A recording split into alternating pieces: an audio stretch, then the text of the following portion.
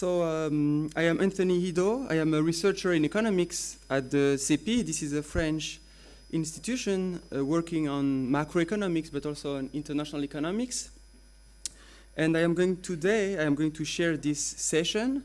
I will also present a big section of this report we are doing for EconPol Europe on the economic consequences of immigration in receiving economies.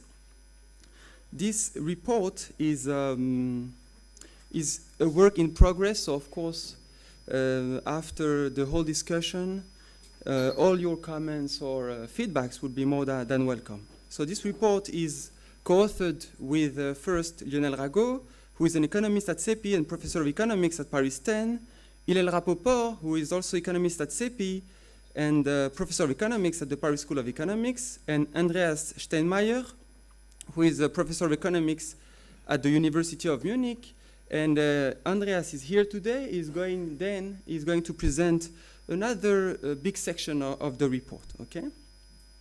So before just going any further and before showing you the session's agenda, let me start with some important facts regarding immigration and regarding immigrants, the size of immigrants in the world, but also in developed countries and in Europe. So in the world, around 250 million persons now live in a country where they were not born, okay, in 2015. So it means that 3% of the population actually is composed of immigrants, okay, live in a country where they were not born. In developed countries, the share of immigrants increased from 7% in 1990 to 11% in 2015. What is very interesting here is that the share of migrants actually stands at historically high levels in many countries, and especially in countries which have a very low experience with immigration historically. Okay, such as, for instance, Germany, Denmark, Spain, or the UK. These countries, they have much less experience with emigration, much less with immigration. Okay? This very small picture actually indicates that now much of the developed world is now increasingly composed of nations of immigrants. And this sentence is also supported by another simple fact. So this is the share of migrants for different groups of countries: Canada, Australia, the US, and Europe. So this is the share of migrants between 1960 and 2010. And what you can see over the past 2015, over the past 4 or 5 decades, the share of migrants actually significantly increased. And especially the share of migrants increased since 1990 and 2000, okay, especially for Europe, Canada, and Australia. So the relative size of immigrants in developed countries is becoming more and more important. Okay, and the rise in the demographic importance of international migration led actually many economists to put a lot of their time and a lot of their effort to better understand the causes of migration, but also the consequences of migration in receiving economies, but also in sending economies. Okay, and actually this interest among economists for immigration economics or for issues related to immigration has been even more pronounced since the refugee crisis and since the huge inflow of refugees, especially from the Middle East, Syria, Afghanistan, in Europe, as you can see on this graph. So this graph just shows you the number of asylum applications between 1980 and 2017. And what you can see is that there is a huge peak in 2015 in the EU, a huge peak of refugees who actually apply to get the asylum status. More than 1 million people actually apply for asylum status in the EU. So this is historic. And actually, it's clear that the number of migrants, the number of actually immigration, etc., tends to increase. And actually, this raises many questions. Okay? The causes of migration, what are the consequences of these flows, what are their main causes, etc. In the report we are doing for EconPol Europe, we are going to tackle 3 main issues. the labor market impact of migration, the fiscal consequences of migration, and also the impact of migration on attitudes and voting behaviors. So by definition, we are going to neglect a lot of aspects that are very important also. For instance, we are going to neglect the impact of migration on innovation, prices of goods, services, trade, education, or crimes. Also, we're going to omit an important literature on the economic assimilation of immigrants, their children, refugees. We are also going to not consider directly the impact of immigration on the source countries, okay, the sending countries. Also, we're not going to tackle the causes of migrant flows.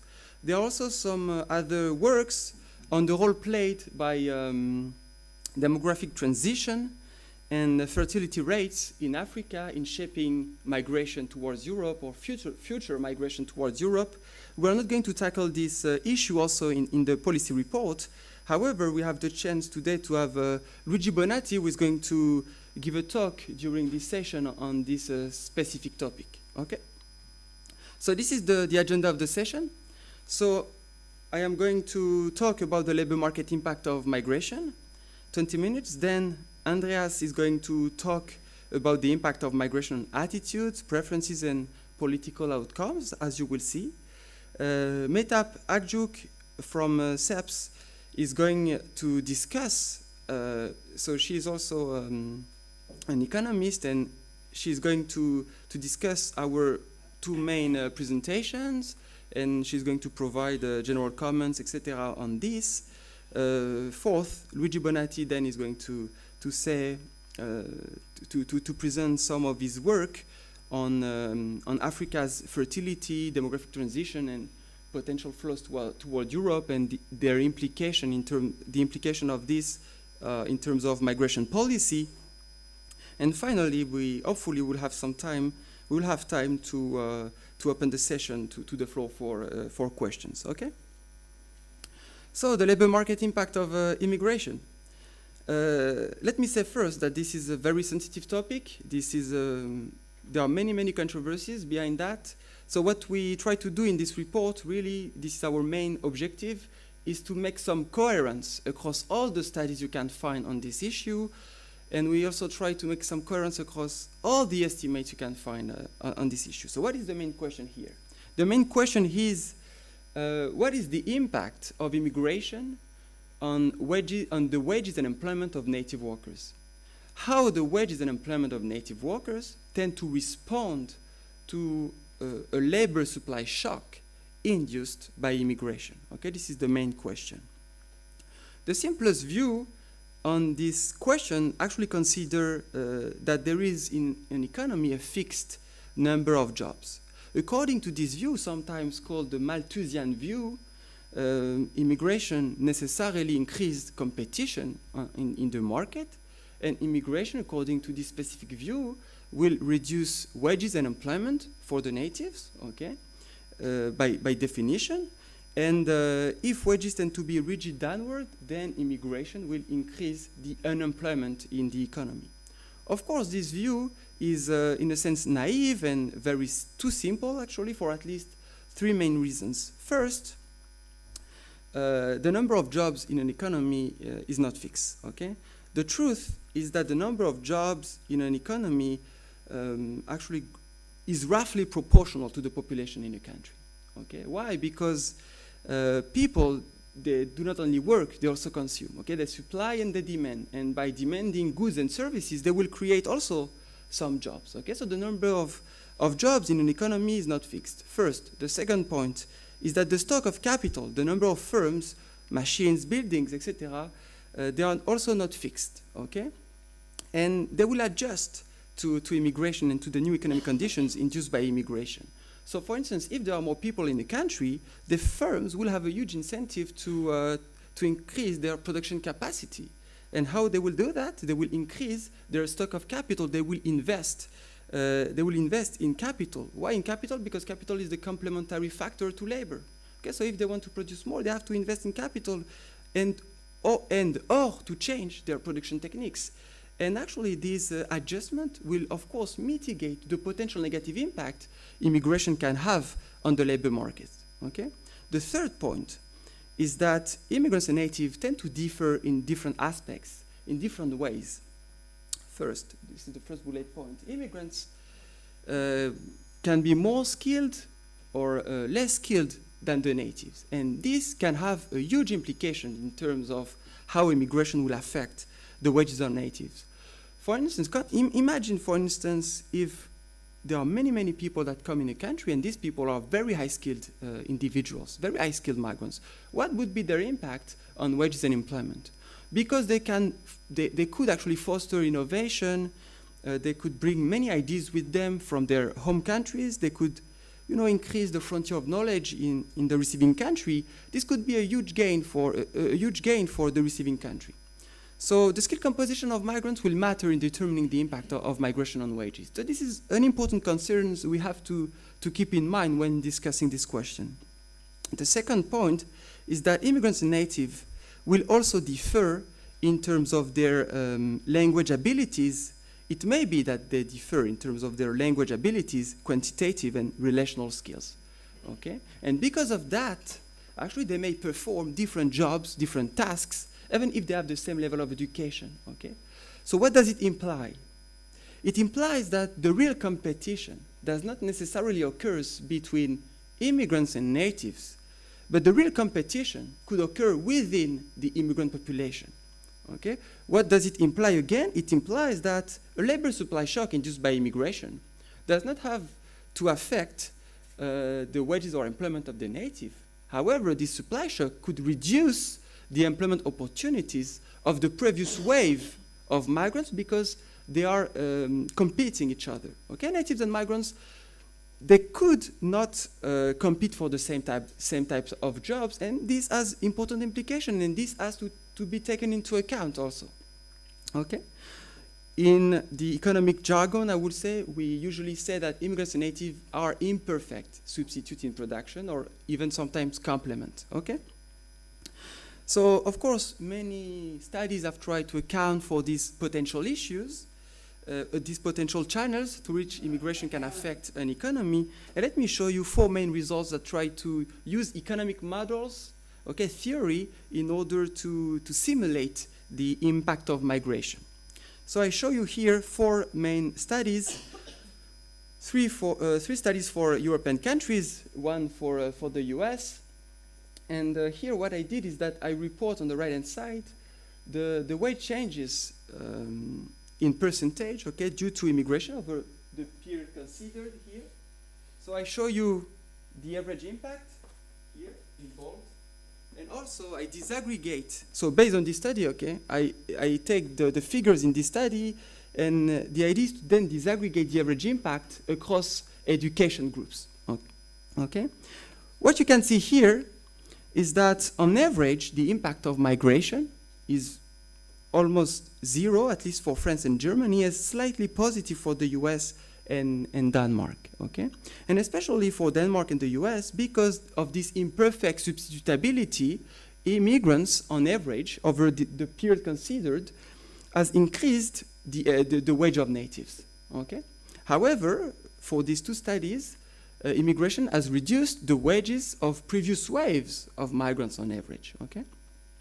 So these are the average effects. Now, what are the impact across skill groups?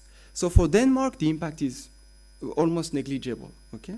However, for France and Germany, what you can see is that immigration over these periods, specific periods, has actually tended to reduce wages inequality between high and low educated native workers.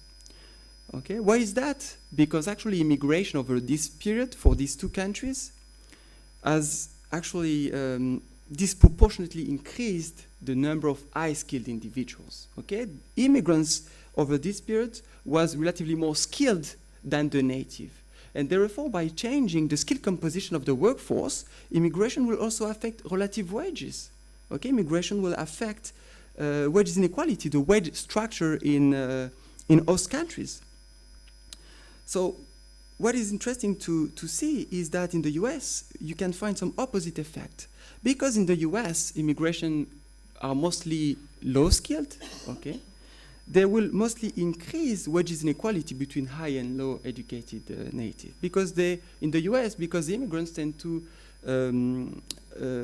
increase the relative size of low-skilled individuals, they will mostly increase wages inequality, okay? So what is the main message from these structural studies, from these simulations? The main message is that on average, immigration has no impact on wages. However, immigration can actually create some winners and some losers among the native-born population via these changes in relative wages, okay? And this is something that is important to have in mind. The main drawback of these simulations is that they rely on economic theory, okay? And they are especially strongly rooted in economic theory. So these simulations, in a sense, the simulation results I showed you, they are mechanically predicted by the assumptions you made in the first place, okay? And this is something that we have to keep in mind. For instance, here, this kind of model we use to do these simulations actually constrain the average impact on wages to be zero in the long run or to be slightly positive. And this is a problem, okay? So we have, of course, to supplement these results. We have to get a global view on these, to see whether these results are good or not. We have to find another kind of approach that rely less on structure, that is more agnostic in a sense. And there is this very famous approach, which is the spatial correlation approach. The idea of this approach is to exploit the fact that immigrants actually tend to settle in a very small number of geographical areas within a country, okay?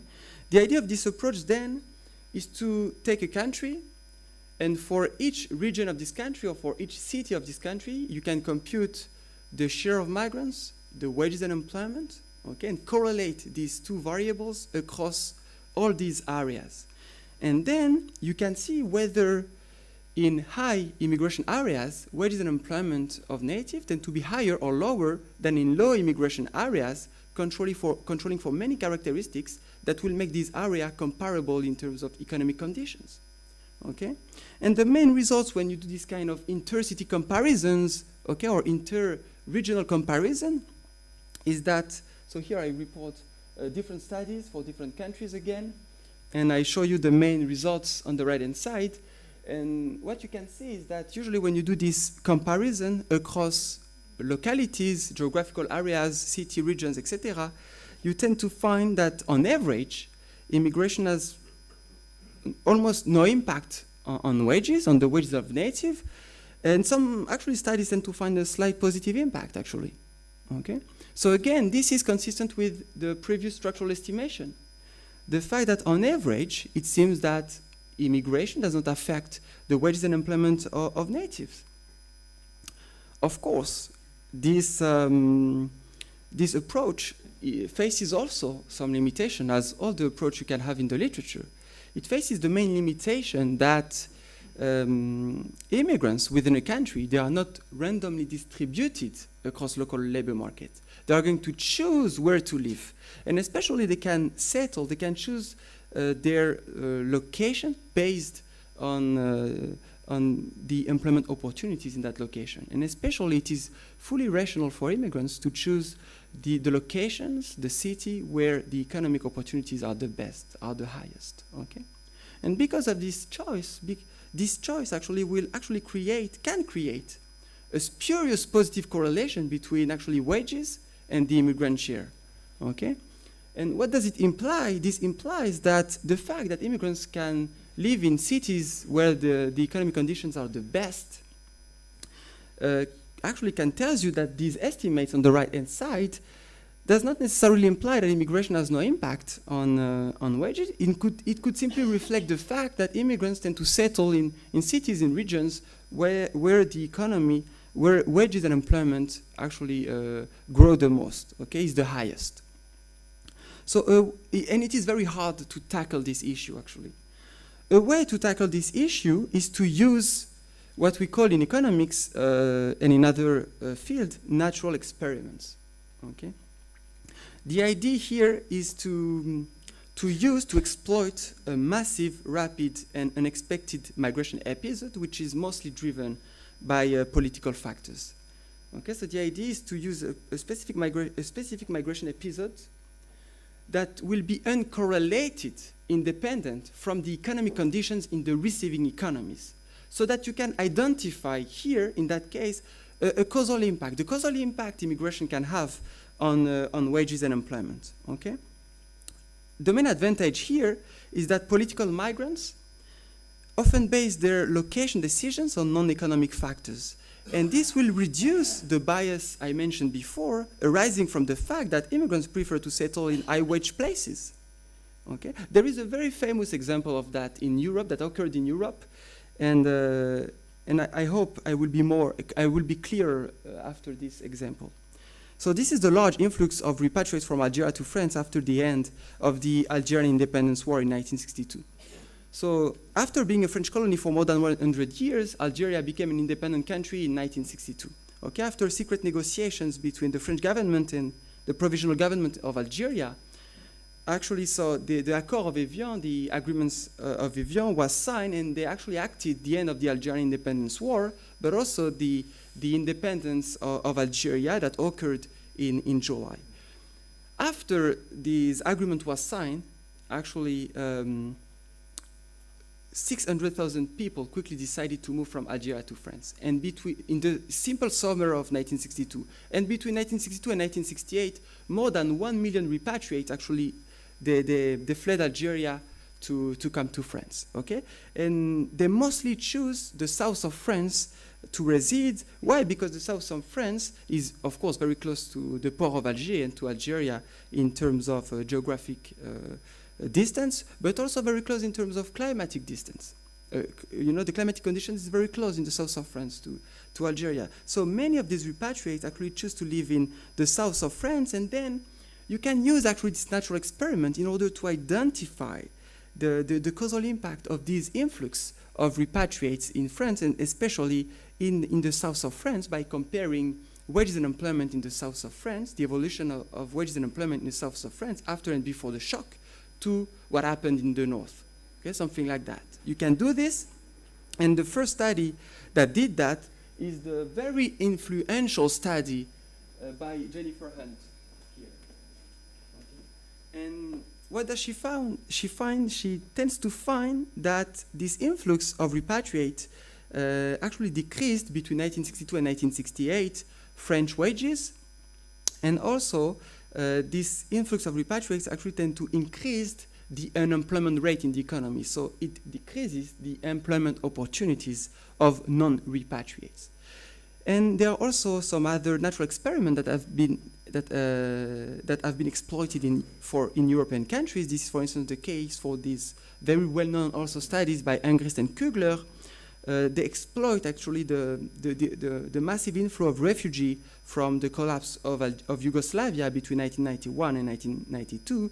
And across European countries, they tend to investigate their impact on the employment of native workers. Okay, and they tend to find some negative impact also. They find actually a displacement effect. The same for Germany or Portugal. Okay, there are other natural experiments. So it seems, according to this natural experiment, that actually a sudden, massive, and unexpected inflow of individuals within a country tends to depress actually the employment conditions in that country. However, it's important to have in mind that these estimates actually capture, of course, by design, okay, a very short-run effect. Okay, a very short-run effect. So in a sense, it's not very surprising to see some negative effect here. But we know that then the economy has to adjust to that.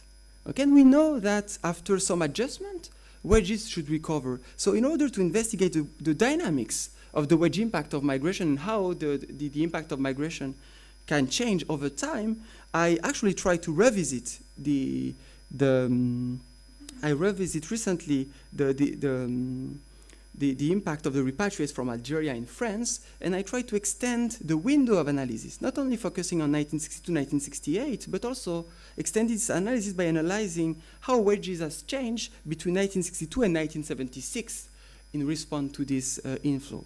And actually, I find that when you increase this window of analysis, this period of analysis, you find actually no effect on wages, telling you that this inflow of repatriates has probably declined first wages, but wages after some times, after 7 years, they actually returned to their pre-shock level. Okay, so wages actually fully recovered, and this tells you that on average, actually, at some point, immigration has no impact on wages. In this study, however, I tend to show that immigration actually had some distributional consequences. Okay, it tended to create some winners and losers among the native workers, although the average impact is 0. And this is again consistent with the previous tables I showed you before. Remember, on average, and this is the main conclusion, on average, the impact of migration is very negligible or slightly positive, depending on the context. For unexpected migration episodes, of course, because these unexpected migration episodes tend to capture pure short-term impact, the immediate impact, by definition, can be negative on wages and employment. However, we just have to keep in mind that these migration episodes are rare and not representative of typical patterns of migration to high-income countries. These typical patterns actually occur at slower and more predictable rates. However, if immigration on average, and this is the main conclusion, has no impact on wages and employment, immigration can create losers and winners among native-born workers, okay? And especially the migrants will tend to, can reduce actually the wage and employment of the native who compete with them, who have the same skills than the migrants. However, they will also increase the wages and employment of the native who have who are complementary to the migrants, who have skills that complement the skills of the migrants, okay? And these distributional consequences of migrations, of course, are just, it is important to have them in mind when discussing the labor market impact of migration, and also when it comes to policy conclusion, okay? So I'm done with this presentation. So since I am the chairman of the session, I am going to welcome now Andreas, who is going to talk about the impact of migration on political outcomes, attitude, and preferences. So Andreas, the floor is yours. So you have 20 minutes for your presentation.